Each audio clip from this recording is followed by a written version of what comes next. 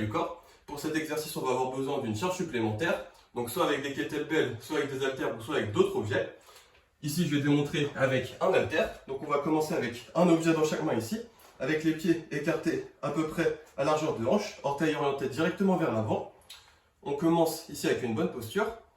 Et pour réaliser le mouvement, à partir de là, on va chercher à sauter le plus haut possible en essayant d'avoir une transition rapide entre la phase de descente et le saut.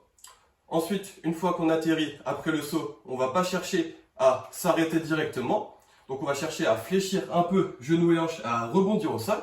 Donc on ne veut pas rebondir avec les jambes totalement tendues et on ne veut pas descendre trop bas sur les jambes non plus. On essaie juste d'avoir genoux et hanches un peu fléchis et de rebondir.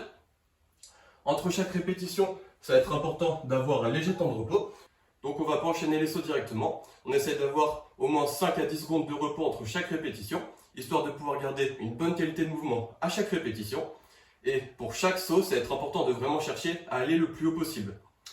Concernant la charge qu'on utilise, l'objectif ça va être d'utiliser la charge la plus élevée possible. Au départ, on va commencer avec une charge légère, donc par exemple avec 4 ou 6 kg. Puis au fil du temps, si on se sent à l'aise, on pourra progressivement augmenter petit à petit la charge qu'on utilise, en s'assurant de toujours avoir un bon mouvement, donc de toujours avoir une descente rapide et une transition rapide entre la phase de descente et le saut, et en s'assurant de toujours avoir des bonnes sensations d'effort au niveau de l'avant des cuisses et des fessiers.